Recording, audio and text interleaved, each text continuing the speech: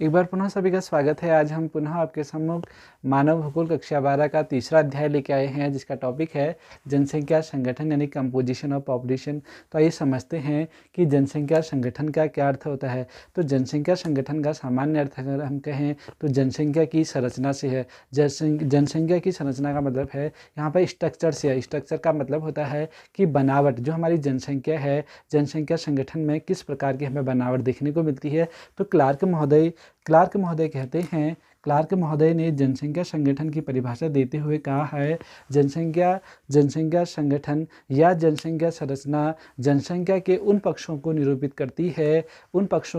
करती है जिससे उसकी माप की जा सके।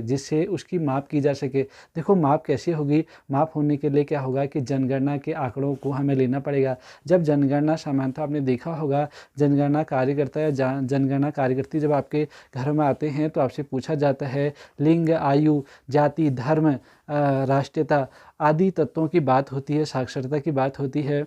तो उसमें क्या होता है, उसमें एक डाटा तैयार होता है। उस डाटा से हमें पता लग पाता है कि अमुक गांव में कितनी जनसंख्या साक्षर है, वहाँ रहने वाले लोगों में स्त्री जनसंख्या कितनी है, पुरुष जनसंख्या कितनी है।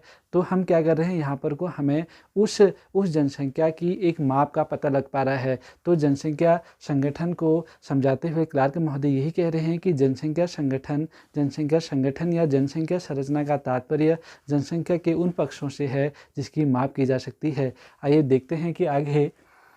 आइए देखते हैं अपना अगला टॉपिक, लिंग संगठन। लिंग संगठन का मतलब ये है किसी जनसंख्या में स्त्री और पुरुषों का संगठन। स्त्री और पुरुषों का जो संगठन है उसे हम लिंग संगठन कहते हैं। इसे लिंगानुपात के द्वारा निकाला जाता है। अगर हम बात करें भारत में लिंगानुपात निकालने का जो सूत्र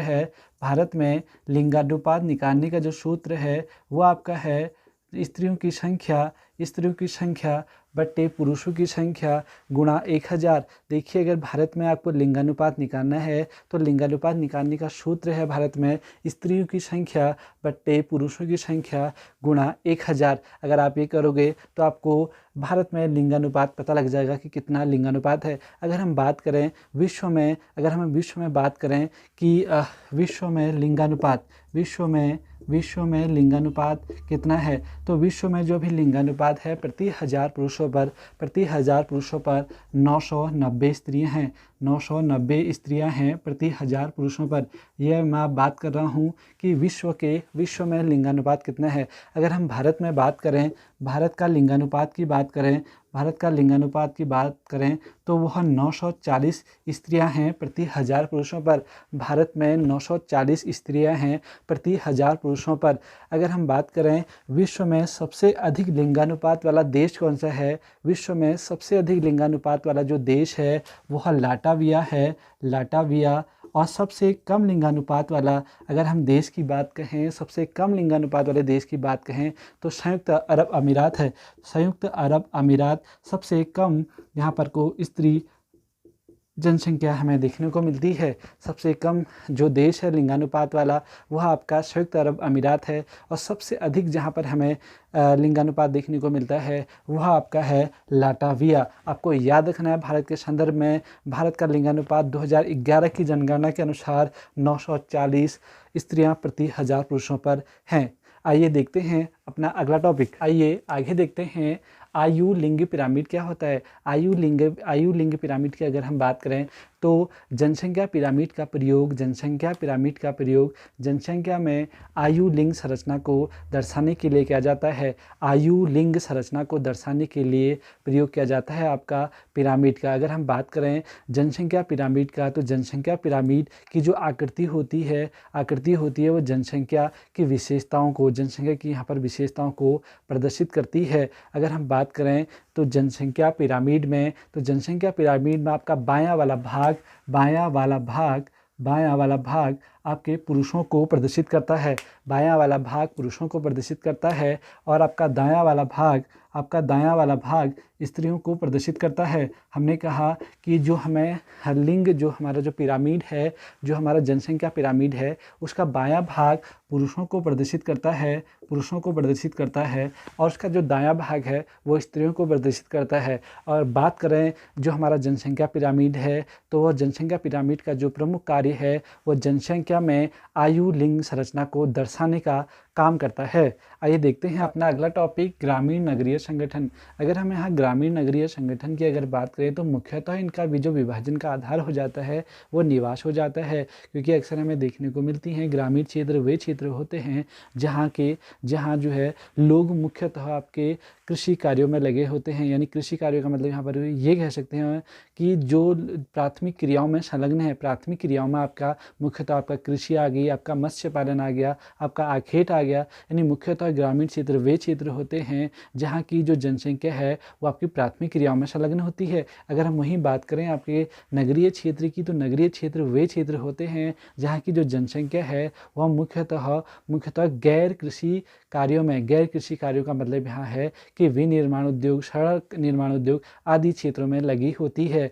अगर हम बात करें आगे अपना अगला टॉपिक, सबसे महत्वपूर्ण टॉपिक की, जिसका नाम है साक्षरता। अगर हम साक्षरता की बात करें तो किसी देश में साक्षरता का अनुपात उस देश की आर्थिक सामाजिक स्थिति का सूचक होता है, क्योंकि इससे हमें वहाँ के रहन सहन, वहाँ महिलाओं की सामाजिक स्थिति, वहाँ पर शैक्षणिक स्थिति का जो उच्च स्तर है, और साथ में वहाँ की जो सरकार है उसकी नीतियों का पता चलता है साक्षरता से। अगर हम बात करें भारत में जो साक्षरता, या हम कहेंगे कि किस व्यक्ति को साक्षर माना जाएगा, भारत में क्या इसका मानक है, तो भारत की अगर हम साक्षरता की बात करें तो भारत में वह व्यक्ति जो 7 वर्ष की आयु, जिसकी आयु अगर 7 वर्ष हो जाती है, 7 वर्ष से उसकी आयु हो जाती है, और वह पढ़ लिख सकता है, और साथ में समझ के साथ वह अंकगणितीय परिकलन कर सकता है,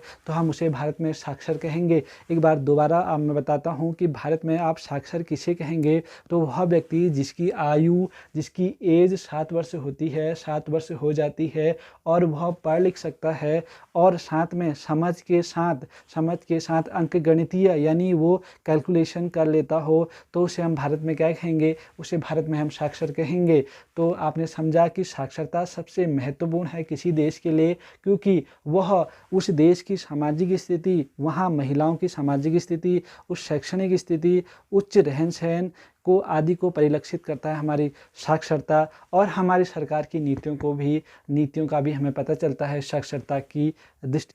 आइए बात करते हैं अपने अंतिम टॉपिक की, जिसका नाम है व्यावसायिक संरचना। अगर हम बात करें तो व्यावसायिक संरचना से तात्पर्य कुल कार्यशील जनसंख्या का, यानी जो हमारी वर्किंग पॉपुलेशन है उसका विभिन्न व्यवसायों में वितरण से है, यानी जो हमारी कुल कार्यशील जो जनसंख्या का विभिन्न व्यवसाय में वितरण से ही तात्पर्य है आपका व्यावसायिक संरचना से। हम अगर बात करें तो मुख्यतः हम व्यवसाय को 3 भागों में बांटते हैं। आपके प्राथमिक क्रियाएं, आपकी द्वितीयक क्रियाएं, और आपकी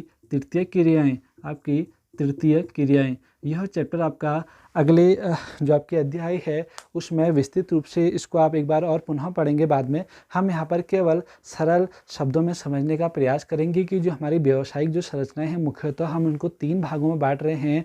सबसे पहले हमने कहा प्राथमिक क्रियाएं, द्वितीयक क्रियाएं और तृतीयक क्रियाएं। प्राथमिक क्रियाएं देखते हैं क्या होती हैं। तो प्राथमिक क्रियाएं वे क्रियाएं होती हैं जो मुख्यतः जिसमें आपके कृषि हो गया, पशुपालन, मत्स्य पालन, खनन आदि को हम प्राथमिक क्रियाओं में सम्मिलित करते हैं। अगर हम बात करें द्वितीयक व्यवसाय की, तो मुख्यतः इसमें आपके गृह निर्माण, विनिर्माण, सड़क निर्माण आदि को हम सम्मिलित करते हैं द्वितीयक क्रियाओं में। वहीं अगर हम तृतीयक क्रियाओं की बात करें तो यहाँ मुख्यतः आपके परिवहन, संचार आदि को सम्मिलित किया जाता है। यहीं पर आपका यह पाठ समाप्त होता है। धन्यवाद।